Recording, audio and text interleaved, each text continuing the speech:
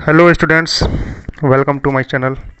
आज से हम लोग एक वीडियो सीरीज स्टार्ट कर रहे हैं, ठीक है, केमिस्ट्री का, जिसमें हम लोग आज जो टॉपिक है that is the atomic structure. हम लोग डेली एक टॉपिक लेंगे इसमें भी, ठीक है, और उसको कवर अप करेंगे।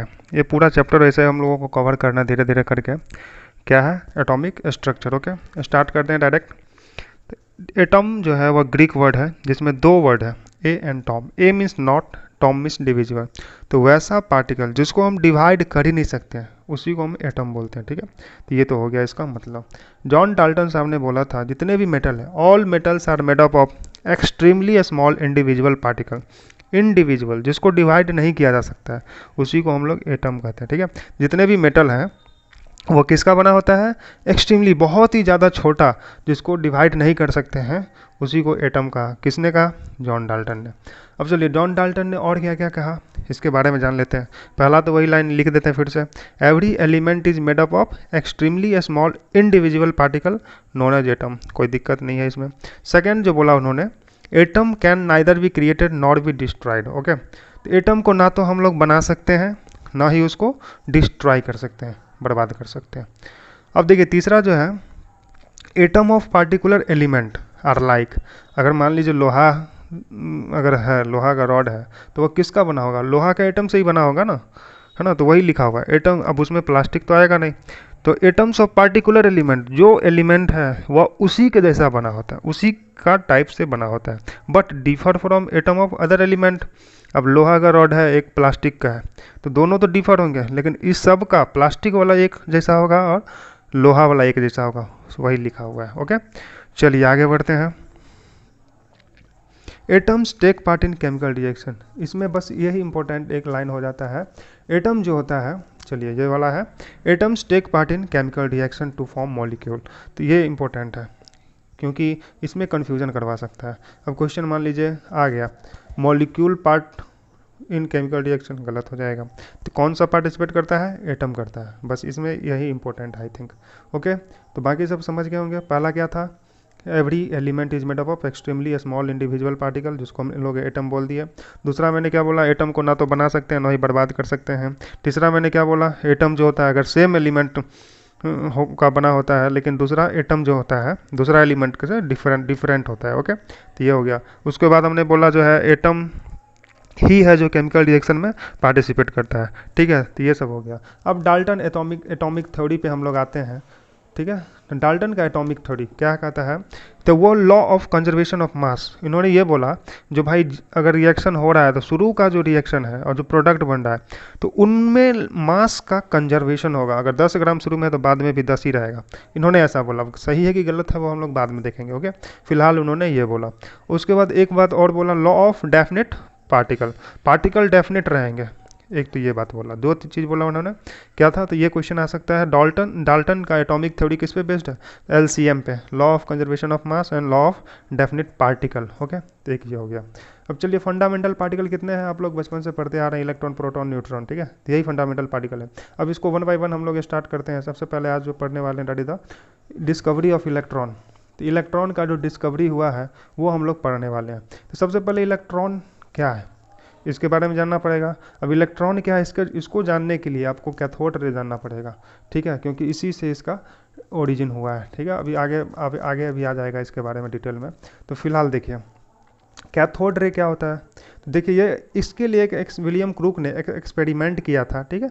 विलियम क्रूक ने इसके लिए क्या किया था? एक एक्सपेरिमेंट किया था जिसको हम लोग बोलते हैं discharge tube experiment. Discharge tube experiment, ठीक है। इसमें ये खासियत है, इसमें दो प्लेट हो गया, एनोड ये और ये कैथोड हो गया, और इसको वोल्टेज बहुत हाई रखा गया था, 10,000 वोल्ट, ठीक है। इन दोनों के बीच में पोटेंशियल डिफरेंस कितना था? 10,000 वोल्ट। प्रेशर को बहुत कम कर दिया गया। कितना कर दिया गया? 0.01 mmHg, है ना, तो बहुत ही लो है। तो ये प्रेशर कम कैसे करेंगे? वैक्यूम पंप की मदद से। प्रेशर हाई, ये वोल्टेज हाई कैसे करेंगे? करंट की वजह से, डीसी एसी जो भी है। तो ये हो गया कैथोड, ये हो गया एनोड। अब होता क्या है, अच्छा ये एक्सपेरिमेंट कौन बताया था? विलियम क्रूक्स ने, ठीक है। तो यही कैथोड रे देखा था इन्होंने एक्सपेरिमेंट करके, तो ये उन्होंने बता दिया, आइडिया दिया। तो ये हो गया सेटअप समझ गए। This is the cathode ray. यही कैथोड से एनोड की तरफ जा रहा है, तो इसलिए हमने कैथोड पे प्रोड्यूस हो रहा है, इसलिए हमने इसको क्या बोला? कैथोड रे बोला। ओके, तो ये हो गया आपका। चलिए आगे बढ़ते हैं। अब जो है, अब हम लोगों का ये पढ़ना है, ये जो कैथोड रे अभी बन गया था उसका प्रॉपर्टी देख लेते हैं, ठीक है। तो उसका प्रॉपर्टी क्या है, क्योंकि यही तो इंपॉर्टेंट है, यही इलेक्ट्रॉन आगे जाके इसको हम बोलने वाले हैं, ठीक है। अब देखिए कैथोड रे, सी आर मतलब कैथोड रे, कैथोड रे जो होता है वो स्ट्रेट लाइन में बनता है। अभी जस्ट आपने देखा था इमेज में, वो क्या था, स्ट्रेट लाइन की तरफ जा रहा था, ठीक है। और किधर से किधर जा रहा था, कैथोड टू एनोड, वही लाइन लिखा होगा, इसलिए इसको कैथोड रे भी बोल देंगे, क्योंकि कैथोड पे बनता है, ठीक है, और कैथोड से एनोड की तरफ जाता है, तो इसलिए इसको कैथोड रे भी कहते हैं, ओके। अब देखिएगा किसका बना होता है, मटेरियल पार्टिकल। अब मटेरियल पार्टिकल का मतलब आप समझने का कोशिश कीजिए, इसको मैं समझाऊं। मटेरियल पार्टिकल मतलब क्या होता है, मटेरियल पार्टिकल एग्जाम्पल मैं बताता हूँ आपको। जब भी कोई पत्थर से आपको मारता है चोट लगता है, क्यों लगता है भाई, क्योंकि उसमें मास है ना। तो जब भी मेड ऑफ ये मटेरियल पार्टिकल का बना होता है, मटेरियल पार्टिकल का मतलब, अब इसको एक्सपेरिमेंटली कैसे प्रूव कर सकते हैं, तो मैंने जो अभी बताया था एक्सपेरिमेंट, उसमें उसमें जैसे यहाँ पे देख लीजिए आप, ये जो मैंने बताया था, ओके, ये जो मैंने बताया था, अगर यहाँ पे व्हील लगा देंगे, ठीक है, चक्का लगा देंगे व्हील छोटा सा, तो ये इसको रोटेट कर देगा, इसको क्या कर देगा, रोटेट कर देगा। इस तरीके से पता चला हाँ भाई ये जो है क्या कर सकता है, इसमें पार्टिकल नेचर है, ओके। देख तो ये हो गया। अब देखिए कैथोड रे क्या क्या होता है, स्ट्रेट लाइन में होता है, बता दिया, मटेरियल पार्टिकल का बना है, कैसे हमने पता किया, क्योंकि एक्सपेरिमेंट करके, कौन सा एक्सपेरिमेंट करके, व्हील वाला कार्ट व्हील एक्सपेरिमेंट इसको बोलते हैं। अब देखिए ये मैग्नेटिक फील्ड और इलेक्ट्रिक फील्ड में डाइवर्ट हो सकता है, डिफ्लेक्ट हो सकता है, ठीक है। तो डिफ्लेक्ट कब करेगा, मैग्नेटिक फील्ड और इलेक्ट्रिक फील्ड, कहने का मतलब ये है, अगर ये हमारा इधर से इधर कैथोड रे जा रहा है, ठीक है, अगर इसमें हम इलेक्ट्रिक फील्ड अगर इधर लगा दें तो ये इसका डायरेक्शन चेंज हो जाएगा। मैग्नेटिक फील्ड लगा दें, चुंबक रख दें, दो दो चुंबक रख दें, तो फिर इसका डायरेक्शन चेंज हो जाएगा। यही लाइन यहाँ पे लिखा हुआ है, deflect in electric field and magnetic field. हालांकि इसका डायरेक्शन किधर चेंज होगा ये हम लोग को फिजिक्स में पढ़ना है, वो भी हम लोग पढ़ेंगे लेकिन बाद में, ओके। फिलहाल ये देखते हैं कैथोड रे जो होता है वह किसका बना होता है, निगेटिवली चार्ज पार्टिकल। कैसे पता चला, क्योंकि अभी जस्ट हमने बताया है कैथोड से एनोड की तरफ जाता है, और एनोड की तरफ जा रहा है, एनोड क्या पॉजिटिव चार्ज है, तो माइनस जो होता है वही तो प्लस की तरफ अट्रैक्ट होता है, तो माइनस जो होता है वो प्लस की तरफ अट्रैक्ट होता है, मतलब एनोड पे अगर जा रहा है, इसका मतलब एनोड पॉजिटिव है ना, उस उधर एनोड की तरफ जा रहा है कैथोड से, मतलब इलेक्ट्रॉन जा रहा है एनोड पे, ठीक है, मतलब निगेटिव चार्ज जा रहा है। तो वही निगेटिवली चार्ज जो था उसी को हम लोग फर्दर बाद में क्या बोल दिया गया, इलेक्ट्रॉन बोल दिया गया, कोई दिक्कत नहीं है। चलिए आगे बढ़ते हैं। अब यह फोटोग्राफिक प्लेट को अफेक्ट करता है, अब ये इंपॉर्टेंट है। जब भी आप एनोड कैथोड, मैंने बताया ना प्लेट है, ये इनको अफेक्ट करेगा। जब भी आप फोटोग्राफिक प्लेट लगाएंगे तो वो अफेक्ट होगा। अफेक्ट का मतलब ये सिंपल से भाषा में समझिए, उसमें कुछ ना कुछ केमिकल रिएक्शन टाइप से होता है और उनको अफेक्ट करता है, ठीक है।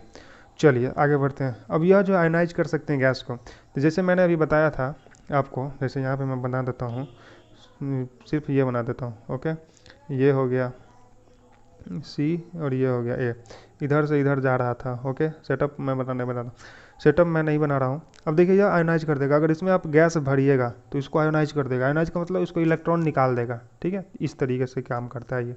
चलिए ये तो हो गया आयोनाइज गैसेस। अब यह हीटिंग इफेक्ट भी करता है, मतलब ये जो है गर्म हो जाता है, हीट हो जाता है, ये जो ट्यूब है यह गर्म हो जाएगा, उसको इसी को बोलते हैं हीटिंग इफेक्ट, ओके। अब देखिए green fluorescence are produced on zinc sulphide, अगर हम यहाँ पे जिंक सल्फाइड स्क्रीन लगा दें, जिंक सल्फाइड जेरेनस स्क्रीन लगा दें, तो वह हरा रंग का मतलब चमकने लगता है, उसी को हम बोलते हैं फ्लोरेसेंस। तो ग्रीन फ्लोरेसेंस हरा कलर हो जाता है, ठीक है, तो ये याद रखना है। अब यह पेनेट्रेटिंग पावर होता है, पेनेट्रेट कर सकता है, पेनेट्रेट का मतलब आर पार होना, एक तरह से समझ सकते हैं, तो ये इनमें पेनेट्रेटिंग पावर होता है, ठीक है, ये याद रखना है। अब एक्सरे जो होता है वह प्रोड्यूस हो सकता है कब, अगर मान लीजिए हमको एक्सरे प्रोड्यूस करवाना था, यहाँ पे क्या लगा देंगे, टंगस्टन या फिर मोलिब्डेनम, जो कि हैवी मेटल होते हैं, अगर उसको यहाँ पे आप लगा दीजिएगा ना, तो फिर ये कैथोड, ये एक्सरे प्रोड्यूस हो जाता है, एक्सरे बनने लगता है, ठीक है।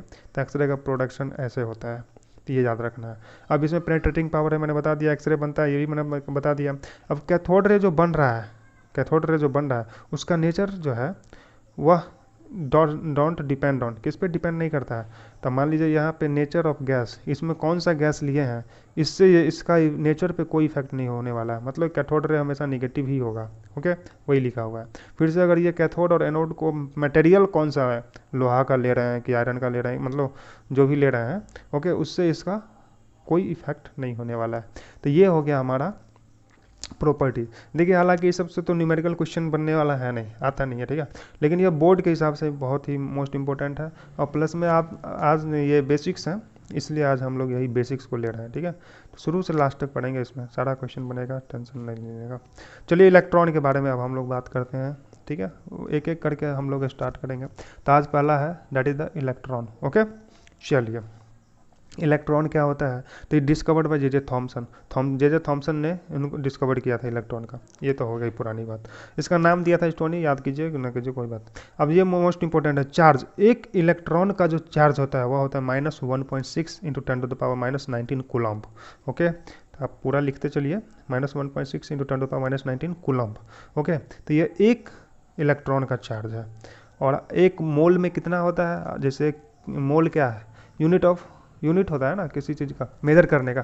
जैसे अगर वेट आप केजी में नापते हैं, है ना, उसी तरह से अगर नंबर नापना है इलेक्ट्रॉन का, कितने नंबर हैं, तो वो मोल में नापते हैं। तो एक मोल में इतना नंबर होता है 6.023 10⁻23। ओके, तो इतना होता है। अगर इसको हम एक मोल में इतने इलेक्ट्रॉन होते हैं और एक इलेक्ट्रॉन का चार्ज है इतना -1.6 × 10⁻19, तो इससे मल्टीप्लाई करते हैं तो इतना आ जाता है 96,500 कूलम्ब। ओके, और इसी को एक फैराडे बोलते हैं।